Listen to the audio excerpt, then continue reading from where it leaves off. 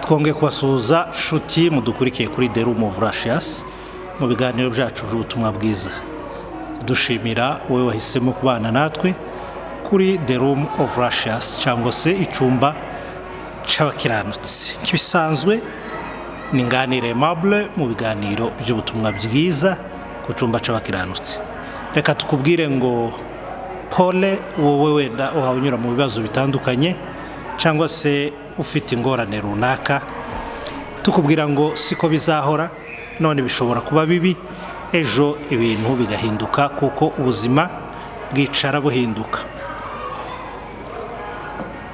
Nawe uri mu bihe byiza, courage kandi felicitation, kandi Imana ishimwe kuko iriho igira icikora ku buzima bwawe. Mu buzima niko bisanzwe, hari igihe bihinduka, none tukaba turi mu byiza, ejo tukaba turi mu bindi bihe bitandukanye. Ariko muri byose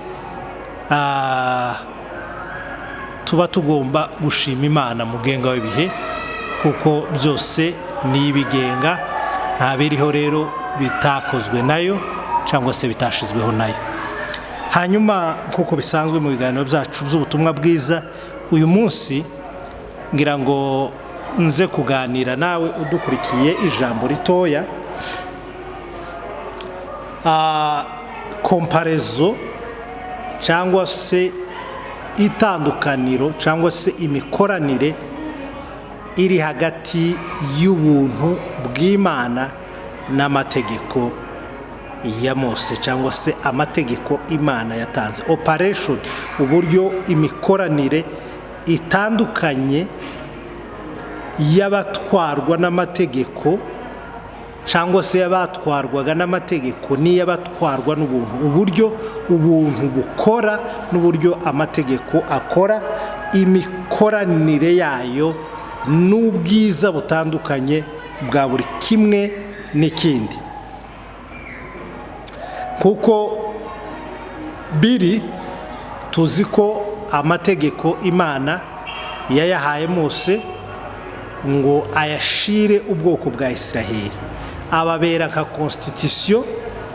Baravuga ngo iby'Imana izavugana na Musa byose tuzabyemera, ngo arangize aya mategeko 10, nico citwa isezerano rya kera, riba isezerano between God and his people, Israel people. Ni ukuvuga ngo Imana ibikoze covenant hagati y'ubwoko bwayo bwa Israeli, nayo umuhuza w'iryo sezerano aba Mose. Kandi iri sezerano ryari inikema pour les juifs, ryari ritwaye abayuda, kuko niryo ryagiye ribayobora kugeza nabo igihe runaka, kuko ibihe byagiye bitsimburana. Tubona ko iki gihe cyo kuyoborwa n'amategeko cyangwa se isezerano rya kera ari igihe cya 6 muri Bibiliya. Imbere tubona ibindi, inyuma tukabona ibindi, kandi nta gihe cyagiye gikorera mu kindi. Ni ukuvuga ngo igihe cyarazaga kigatsimburwa n'ikindi gihe. Hanyuma rero tukagira n'igihe cy'isezerano risha, ari cyo gihe cy'ubuntu, nabyo byatangiranye n'urupfu rwa Yesu Kristo no kuzuka kwe. Kandi umuhuza w'iryo sezerano nawe yari Kristo Yesu, umwana w'Imana. Umuhuza w'isezerano rya kera cyangwa se isezerano ry'amategeko ryarebaga inzu ya Israeli cyangwa se abanyisiraheli, byari hagati yabo y'abanyisiraheli n'Imana. Umuhuza akaba Mose wahawe iryo sezerano kugira ngo aribazanire. Hanyuma tukagira isezerano risha ryahawe kanisa, itorero, n'abanyamahanga ndetse n'abanyisiraheli bose bizeye Yesu nk'umwami n'umukiza w'ubugingo bwabo. Iri sezerano naryo rikagira umuhuza ariwe Musa, ariwe Kristo tafazari. Hanyuma rero uyu munsi nagize ngo dukore comparison between these two covenant, old covenant and the new covenant.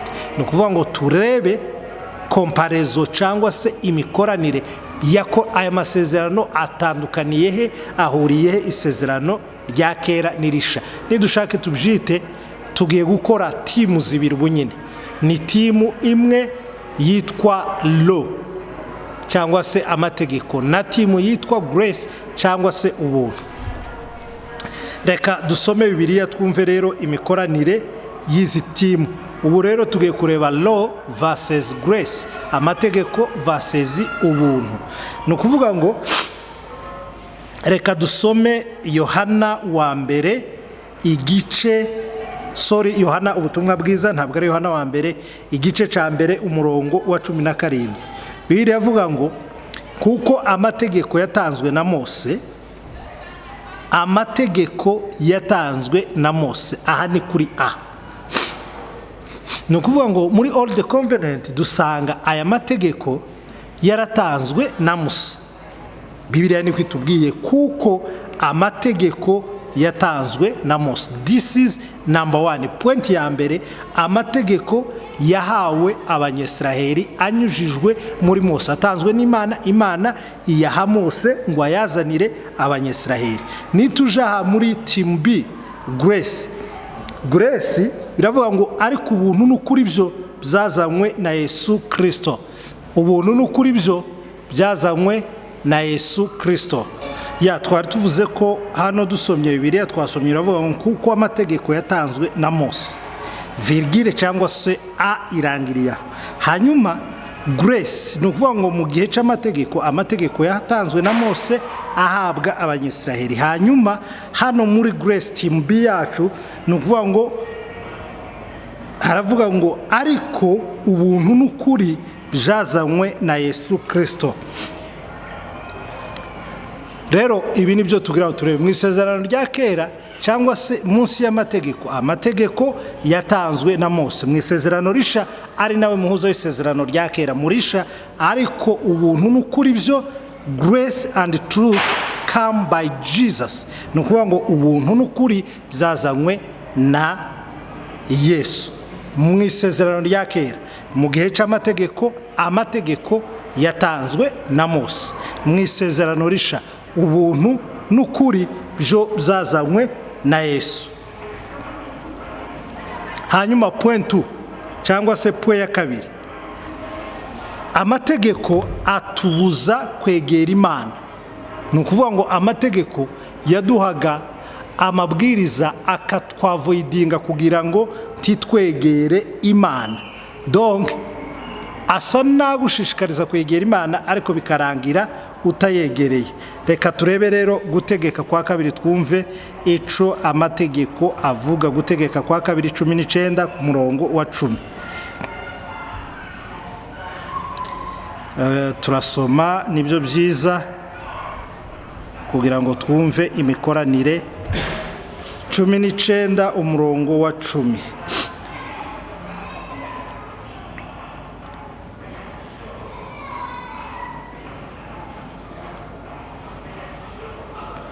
Aha duhere ku murongo wa 9.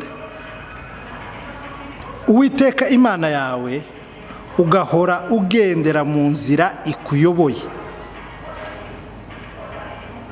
Reka mpere ku murongo wa 7. Nico gituma ngutegeka nti uzirobanurire mu midugudu 3, kandi Uwiteka Imana yawe niyagura urugabano rwawe kuko yarahiye basekuruza banyu, akaguha igihugu cyose yarahiriye basekuruza banyu kuko izabaha, kandi izakiguha niwitondera aya mategeko. Ntiwumva, izakiguha niwitondera aya mategeko yose ukayumvira, ayo ngutegetse uyu munsi, ngo ukunde Uwiteka Imana yawe ugahora ugenda mu nzira ikuyoboye. Uziyongerere indi midugudu 3, uyongere kuri ya yindi uko ari 3, kugira ngo amaraso y'abacumuye atavushirizwa hagati mu gihugu cawe Uwiteka Imana yawe iguha ho gakondo, ukagibwaho n'urubanza rw'amaraso. Ni ukuvuga ngo hano urumva mu isezerano rya kera cyangwa se munsi y'amategeko, Imana iramubwira ngo nzaguha ibi bikurikira niwitondera amategeko. Ariko bigaragara ko nta numwe wigeze witondera amategeko. Ni ukuvuga ngo mu mategeko kugira ngo uzi imbere y'Imana hariho kondisiyo ugomba kuzuza. Niwitondera aya mategeko ngutegetse, ibyiza byose bizagukurikiraho nibi. Hanyuma mu buntu rero, munsi y'ubuntu cyangwa se abayobowe abari under grace. Ni ukuvuga ngo hano amategeko atubuza kwegera Imana.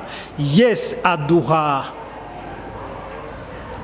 requirements cyangwa se conditions zo kugira ngo tuyegere, ariko bigaragara ko nta numwe binyuze mu mategeko ubasha kuyegera. Hanyuma ubuntu bwo buravuga ngo butuzana ku Mana uko turi. Ni ukuvuga ngo ubuntu butwemera uko turi. Ubuntu n'umubyeyi. Reka dusome hano Yohana 6 umurongo wa 37 twumve uko ubuntu bukora.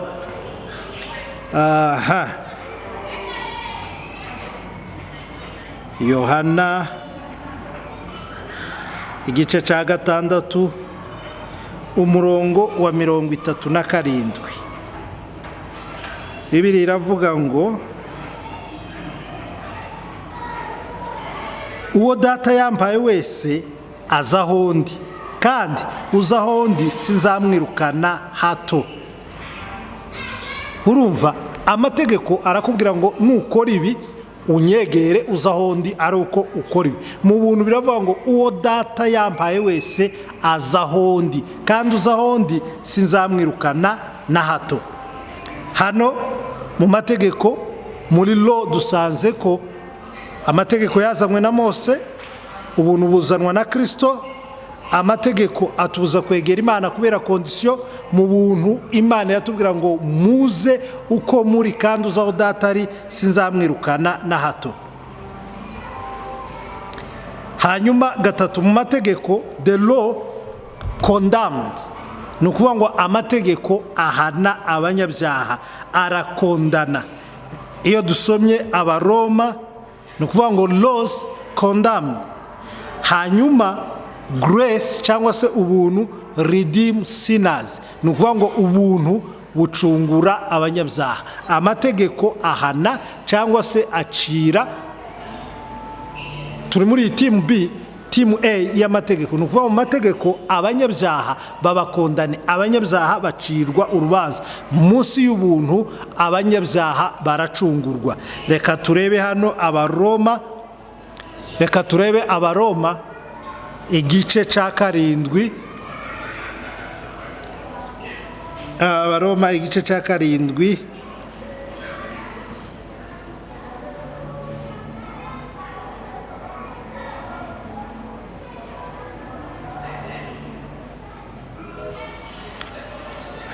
Abaroma igice cya 7 umurongo wa 9 n'uwa 11.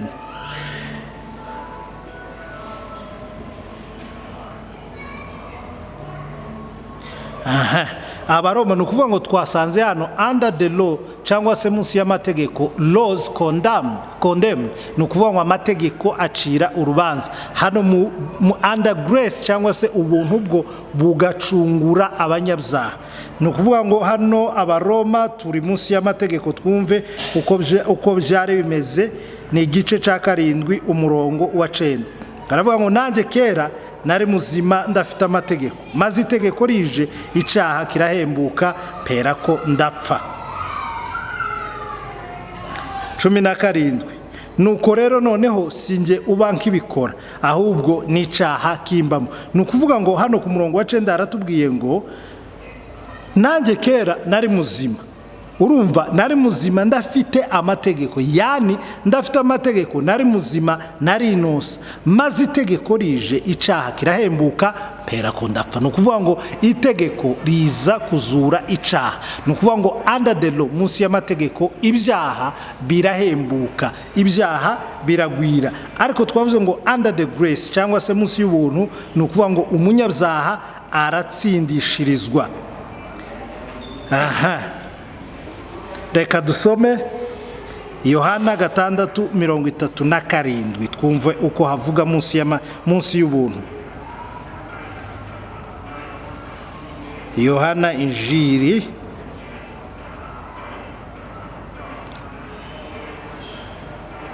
6:37. Yani harya nasomye avuga ngo uwo data yampaye mbamukomeje. Reka turebe Matayo 11:28 twumve ico Matayo nawe avuga hano under grace. Matayo 11:28.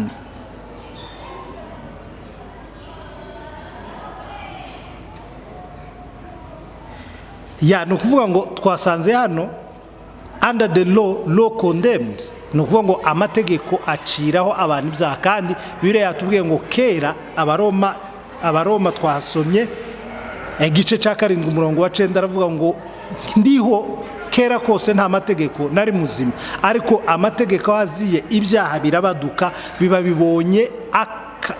bibonye umwanya muri je kuko ndi munsi y'amategeko. Yani munsi y'amategeko twese tubakondane cyangwa se tuba judged cyangwa se ducirwa urubanza, hanyuma munsi y'ubuntu twese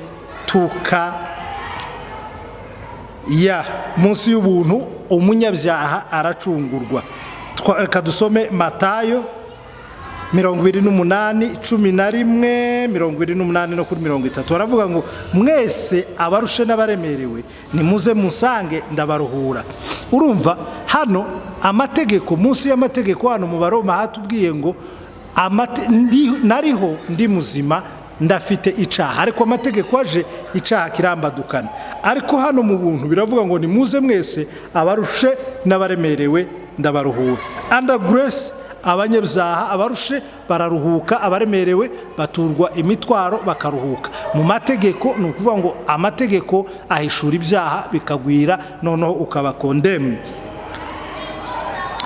Ku murongo wa 30 turi under the law, munsi y'ubuntu. Haravuga ngo kuko kunkorera kutaruhije n'umutwaro wanje utaremereye. Gukorera Yesu kuza aho ari ntibiruhije, kandi n'umutwaro we nturemereye. Kane, munsi y'amategeko, ni ukuvuga munsi y'amategeko amategeko yatanzwe, cyangwa munsi y'amategeko yatanzwe kugira ngo akanwa kose kazibwe, buri wese acirwe n'urubanza yumve ko akeneye umurengezi.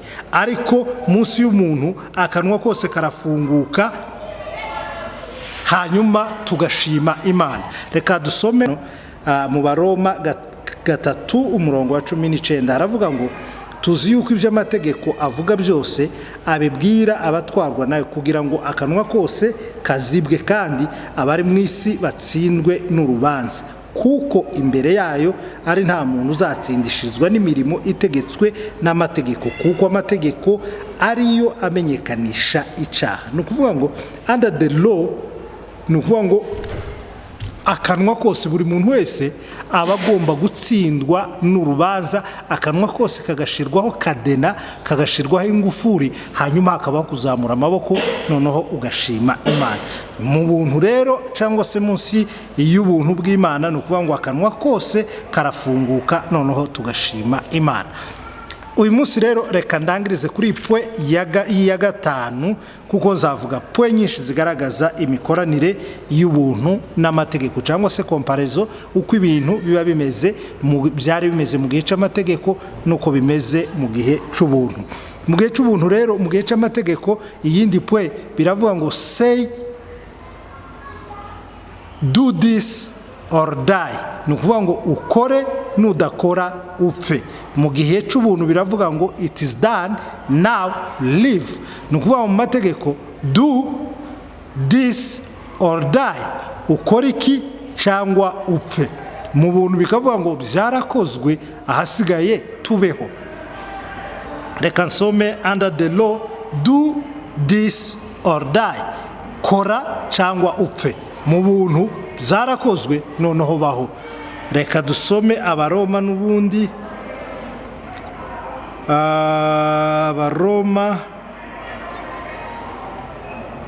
Abaroma igice ni icya 10 umurongo wa 5. Aho ni munsi y'amategeko. Aravuga ngo Mose yanditse ibyo gukiranuka guheshwa no gukomeza amategeko ati ugusohoza azabeshwaho nako. Byumvikane rero, Mose yanditse ibyo gukiranuka guheshwa no gukomeza amategeko ati ugusohoza azabeshwaho nako. Ni ukuvuga ngo hano mu mategeko, kugira ngo ukiranuke imbere y'Imana nuko usohoza ibisabwa n'amategeko byose. Rero bigaragara ko nta muntu n'umwe ubasha gusohoza gukiranuka yujuje iby'amategeko. Niyo mpamvu bivuga ngo do or die, kora cyangwa upfe. Niba ubashe gusohoza iby'amategeko avuga, dene urabaho. Niba bikunaniye urapfa. Ariko noneho ukomeje aravuga ngo ariko gukiranuka guheshwa no kwizera kuvuga gutya, ntukibaze uti ninde uzazamuka. Ibyo n'ibindi naringiye kujamo, ariko icyo naringiye kuvuga, Mose yanditse ibyuko gukiranuka guheshwa no gukomeza amategeko kurahari, guheshwa no gukomeza amategeko, ati ugusohoza azabeshwaho nako. Kora cyangwa upfe, yasohoze ubeho cyangwa upfe. Mu buntu rero byarakozwe, noneho byizere ubeho. Reka dusome under grace. Under grace na ahangaha naho umurongo wa 10 nyine no kuri 6 nari mpasomye, aravuga ngo ariko gukiranuka guheshwa no kwizera kuvuga gutya guti. Donc hariho gukiranuka guheshwa no kwizera. Aha niho ndibuze gusoreza, ariko nzakomeza muri episode ya 2 tuvuge izindi point zigenda zigaragaza uburyo aya under law cyangwa se munsi y'isezerano ry'amategeko byakorwaga, nuko murya gukiranuka cyangwa se isezerano risha cyangwa se grace bikorwa. Mu mategeko byaravuze, nukuvuga ngo amategeko yaciraga abeza urubanza. Usomye Abaroma 3:20 nzabigarukaho. Ariko mu buntu cyangwa se under grace nukuvuga ngo Kristo atsindishiriza ababi. Amategeko abeza muri twe abacira urubanza kuko baratsindwa munsi y'amategeko, ariko under grace noneho bakabasha kuba justified, bagatsindishirizwa. Nukuvuga mu mategeko biravuga ngo aho ngaho munsi y'amategeko ya grace kujustifyinga ababi na Abaroma 3:24. Nukuvuga ngo amategeko mu munsi y'amategeko biravuga ngo pay up, nukuvuga ngo wishure byose ibisabwa n'amategeko. Mu buntu under grace bikavuga ngo byose byabaye paid in full. Abaroma 4:5. Hanyuma mu mategeko bikavuga ngo the wages of sin is death, ibihembo by'ibyaha ni urupfu. Abaroma 6:23. Under the grace cyangwa se munsi y'ubuntu bakavuga ngo nukuvuga mu mategeko biravuga ngo ibihembo by'ibyaha ni urupfu, mu buntu bikavuga ngo ariko impano y'Imana yo ni ubugingo. Hanyuma munsi y'amategeko bikavuga ngo cyangwa se under the law bikavuga ngo ubugingo, the soul sin shall die, ubugingo bukora icaha nibwo buzapfa. Ezekiel 18:4. Naho munsi y'ubuntu bikavuga ngo believe only and live, nukuvuga ngo wizere hanyuma ubeho. Abaroma 4:3. Mu mategeko nukuvuga ngo amategeko arivilinga man sin, icaha ca muntu, but mu under grace nukuvuga ngo grace reveal God's love. Nukuvuga ngo hano mu mategeko bifishura icaha ca muntu, munsi y'ubuntu bigahishura urukundo rw'Imana. Hanyuma ibindi tuzabikomeza ubutaha. Ndagushimiye wowe wadukurikiye kuri The Room of Righteous. Asigaye mugira amahoro. Shalom.